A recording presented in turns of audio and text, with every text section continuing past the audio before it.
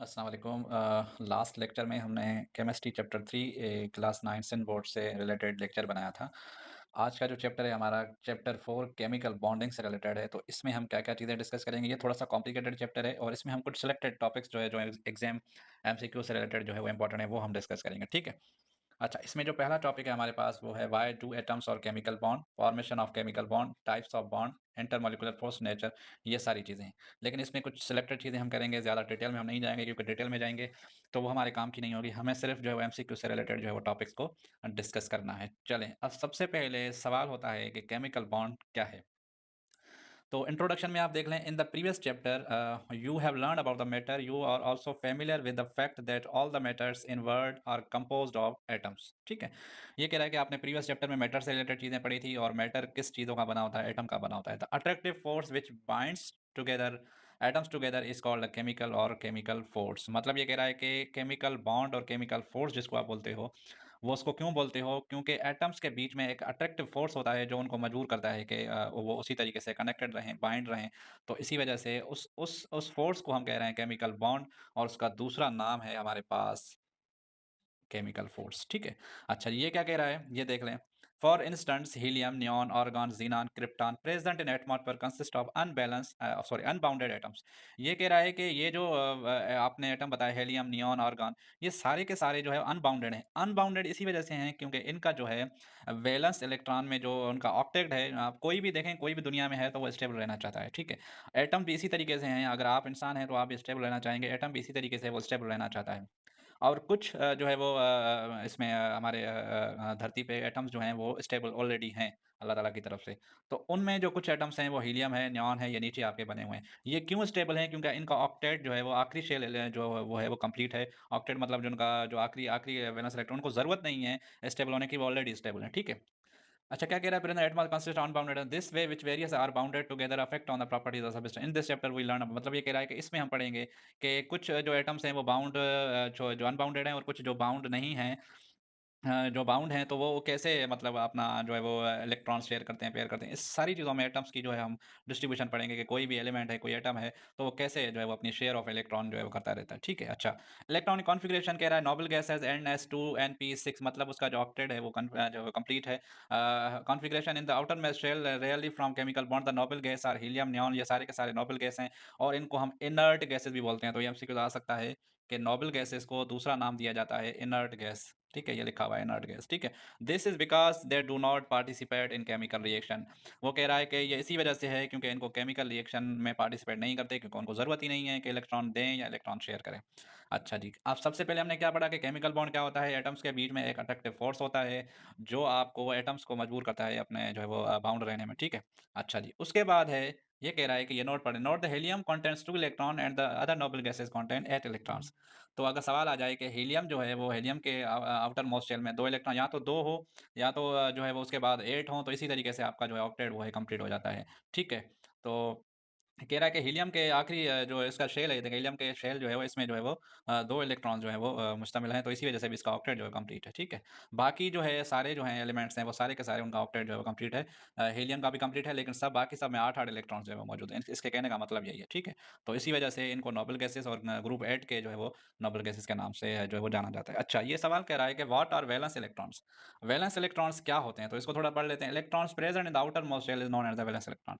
जो इलेक्ट्रॉन हमारे outer most shell में होते हैं तो वो सारे के सारे उनको हम क्या बोलते हैं? वैलेंस इलेक्ट्रॉन, ठीक है। अच्छा जी, अब आते हैं थोड़ा-सा नीचे, जो चीज़ें हमारे काम की हैं हम वो हाइलाइट करते जाएँगे। Test yourself, why an atom for chemical bond, atoms क्यों केमिकल बॉन्ड बनाता है? ताकि वो स्टेबल रहे, ताकि उसकी जो स्टेबिलिटी है वो बरकरार रहे, इसी वजह से उसको ज़रूरत पड़ती है कि वो केमिकल बॉन्ड जो है वो बनाए। Why an atom considered to be unstable, जो है अनस्टेबल क्यों है? क्योंकि ज़ाहिर है उनका ऑक्टेट जो है वो कंप्लीट है। तो ये सारी चीज़ें, ये सवालात हैं, इसको आप देख लीजिएगा, इसको कहेंगे तो मैं हाइलाइट कर लूँगा, टेस्ट योरसेल्फ, ठीक है। अच्छा जी। अब आते हैं formation of chemical bond. Chemical bond is the combination of two atoms form a new substance and interaction that holds together is called chemical bond. तो केमिकल बॉन्ड क्या होता है कि केमिकल बॉन्ड जो होता है वो दो एटम्स का कॉम्बिनेशन होता है और नया सब्सटेंस बनता है। जब दो एटम मिलते हैं तो नया सब्सटेंस बनता है और उनके बीच में जो इंटरेक्शन जो होल्ड करता है, जो एक फोर्स होता है, तो उसको हम क्या कहते हैं? इसको हाइलाइट कर लेते हैं, ठीक है? इसमें से एमसीक्यूज़ आ सकता है। अच्छा, कितने टाइप हैं केमिकल बॉन्ड के? हमारे पास 3 टाइप है केमिकल बॉन्ड के। आयोनिक जो बॉन्ड होता है, उसके बाद होता है कोवैलेंट बॉन्ड होता है, उसके बाद हमारे पास होता है कोऑर्डिनेट कोवैलेंट बॉन्ड। तो सबसे पहले हम आते हैं आयोनिक बॉन्ड पे। भाई आयोनिक बॉन्ड क्या होता है? अब आयोनिक बॉन्ड जो होता है वो बहुत ही आसान है, इसको थोड़ा-सा चार्जेस से रिलेटेड जैसे होता है वो वैसे समझ लीजिएगा।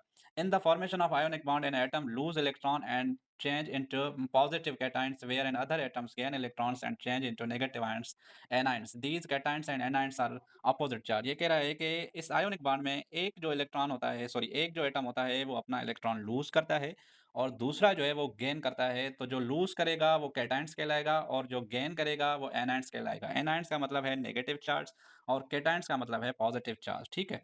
तो जो एटम जो इलेक्ट्रॉन अपने लूज करेगा, जो देगा किसी को तो वो ज़ाहिर है पॉजिटिवली चार्ज रहेगा और जो इलेक्ट्रॉन किसी से लेगा मतलब कर्जा ले रहा है तो नेगेटिव, तो इसी वजह से इसको एनायंस बोलेंगे।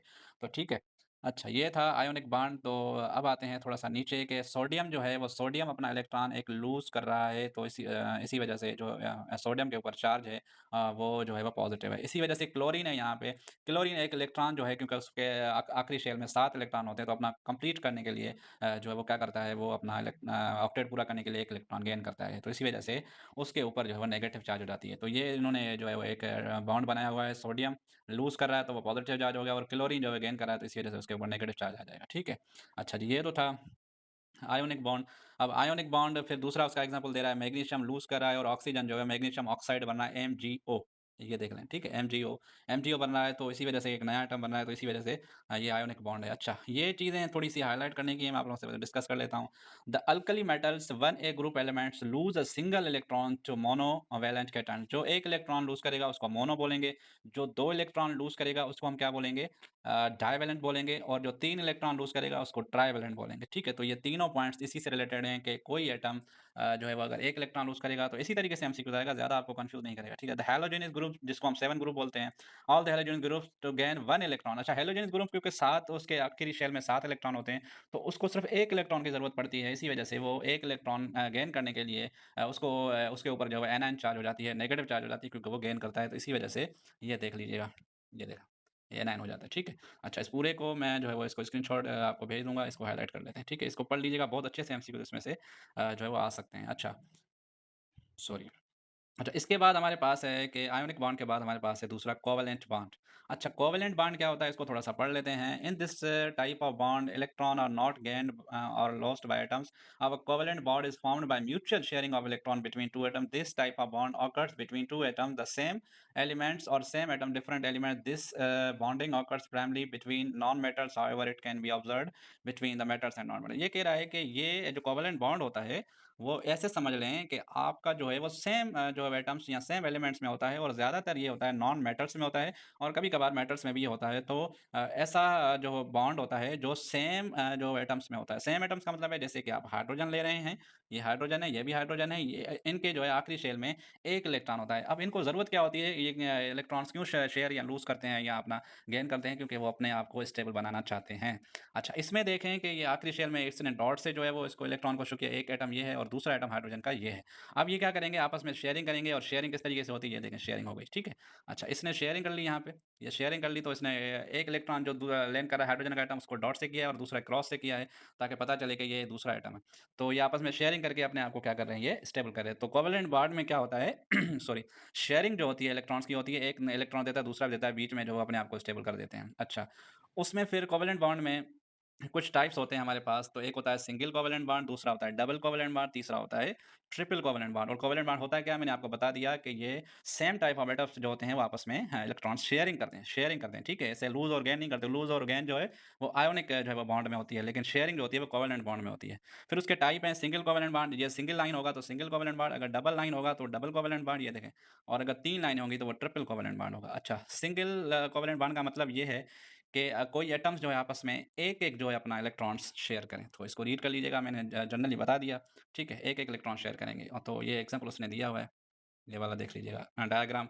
क्लोरीन को एक ज़रूरत पड़ती है ना, क्लोरीन आप देख लें 7 एटम्स होते हैं, तो 1 इलेक्ट्रॉन लूज़ करेगा सॉरी शेयर करेगा और दूसरा क्लोरीन का एटम भी एक-एक जो है वो शेयर करेगा, तो ये बीच में देखें, इसी तरीके से ये आपका सिंगल कोवैलेंट बॉन्ड बन गया, जैसे हाइड्रोजन का बना था, वो भी सिंगल कोवैलेंट है। अच्छा, उसके बाद डबल कोवैलेंट बॉन्ड है, डबल कोवैलेंट बॉन्ड भी मैंने आपको बता दिया, इसको आप पढ़ लीजिएगा, इसको फिर नीचे जो है वो डबल देखें 2 एटम जो इन्होंने आपस में शेयर किए हैं और ऑक्सीजन के आखिरी ऑक्सीजन को क्या होता है कि ज़रूरत पड़ती है, वो 2 एटम जो है वो शेयर करता है, इसी वजह से उसको ज़रूरत पड़ती है कि 2-2 आपस में शेयर कर लिए क्योंकि उसमें उसके आखिरी शेल में जो है वो 6 होते हैं, तो वो 8 करना चाह रहे होते हैं, तो इसी वजह से ये देख लें आप 2 ये हो गए, 2 4 और 2 ये 6 इसी वजह से ये दूसरा ऑक्सीजन का एटम है, ये आपस में क्या करेंगे शेयरिंग शेयरिंग करेंगे, तो ये देखिए 2 और 2 4 तो 4 और 4 8 तो इनका ऑक्टेट जो है वो कंप्लीट हो गया और इन्होंने इसको डबल कोवैलेंट बॉन्ड का नाम दे दिया। ठीक है?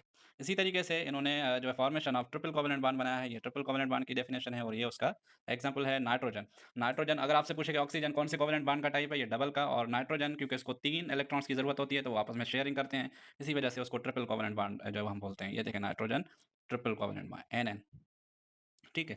अच्छा ये इन्होंने डायग्राम बहुत अच्छे से बनाया हुआ है, ये देखें। सिंगल को एक लाइन से, डबल को डबल लाइन से और ट्रिपल को ट्रिपल लाइन से। उसके बाद है पोलर और नॉन पोलर।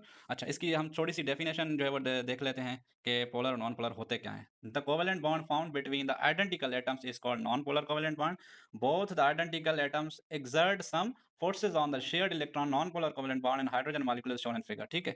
ये कह रहा है कि नॉन पोलर हम उसको बोलते हैं जो सेम एटम्स जो हैं वो आपस में आइडेंटिकल जो है शेयर पेयर इलेक्ट्रॉन करते हैं तो उसको हम क्या करते हैं पोलर कोवेलेंट बॉन्ड बोलते हैं। पोलर मतलब जो सेम एटम्स होंगे जैसे ये हाइड्रोजन है तो ये हाइड्रोजन होगा तो वो सेम जो है वो आपस में अपनी जो इलेक्ट्रॉन्स की शेयरिंग करेंगे और ये उसको बोलेंगे सॉरी नॉन पोलर। अब पोलर किसको बोलेंगे जो सेम नहीं होंगे जैसे हाइड्रोजन और क्लोरीन आपस में शेयर करते हैं इलेक्ट्रॉन्स तो वो HCl बनता है तो उसको हम बोलेंगे पोलर कोवेलेंट बॉन्ड। तो पोलर क्या हो गया जो सेम नहीं हो और जो नॉन पोलर होते हैं वो आपके सेम जो एटम्स होते हैं वो आपस में शेयरिंग ऑफ इलेक्ट्रॉन्स करते हैं। अच्छा उसके बाद है कोऑर्डिनेट कोवेलेंट बॉन्ड और डेटिव कोवेलेंट तो इसको हम छोड़ लेते हैं इसमें बहुत ज़्यादा ये देखें डिटेल है तो डिटेल एमसीक्यूज़ हमारे पास नहीं आते हैं। अच्छा टेस्ट योरसेल्फ इसको मैं हाइलाइट कर लेता हूँ, ये आपको भेज दूँगा। आप इसको देख लीजिएगा, पढ़ लीजिएगा। अच्छा, उसके बाद है intermolecular force, the force between the atoms are known as the intermolecular force, वो ऑलरेडी हम डिस्कस कर चुके हैं। डायपोल डायपोल इंटरैक्शन ये इतनी ज़्यादा चीज़ें हैं कि ये डिटेल से आपके एमसीक्यूज़ में नहीं आएँगी, ठीक है? तो आयोनिक कंपाउंड्स होते हैं जो आयन्स जो है वो पोलर, नॉन पोलर ये सारी चीज़ें हम पढ़ के आए हैं। मेटल्स क्या होते हैं इसको देख लेते हैं थोड़ा मेटल्स को, ठीक है? Following are the different properties of metals, metal are usually ये आ सकती हैं चीज़ें, ठीक है? इसको हम यहाँ तक हाइलाइट कर लेते हैं, ठीक है। अच्छा इसको थोड़ा पढ़ लेते हैं जल्दी-जल्दी। Metals are usually malleable and ductile ये आता है MCQs. They are good conductor electricity and heat due to the presence of delocalised electrons mobile. तो इसी वजह से ये क्यों है उनकी प्रॉपर्टीज़ हैं। Melting and boiling point metal usually high as atoms in metals packed tightly metals high metals have high densities तो ये 4 प्रॉपर्टीज़ आप याद कर लीजिएगा, इसी में से भी एमसीक्यूज़ आ सकता है। ये मैं भेज दूँगा, ठीक है। ये सोसाइटी साइंस है तो इसमें से एमसीक्यू नहीं आते हैं। ये रही समरी आपकी, समरी लाज़मी पढ़ा करें क्योंकि उसमें से एमसीक्यूज़ बहुत सारे बनते हैं। Every atom tries to achieve a noble gas configuration ये कह रहा है कि हर एटम का ख्वाब होता है कि वो अपना जो है वो ऑक्टेट कंप्लीट करे और नोबल बने। तो इस पूरे को आई थिंक जो है मुझे हाइलाइट कर देना चाहिए, तो ये मैं पूरे को हाइलाइट कर रहा हूँ। तो इसमें से भी बहुत सारे एमसीक्यूज़ आपके बनेंगे। अच्छा ये टिक कर लेते हैं जल्दी-जल्दी मैं आप लोगों को जल्दी-जल्दी बता देता जाऊँ। An example of ionic compound NaCl है, ठीक है। अच्छा उसके बाद है हमारे पास इंटरमॉलिक्यूलर फोर्स जो होता है वो आयोनिक बॉन्ड में होता है।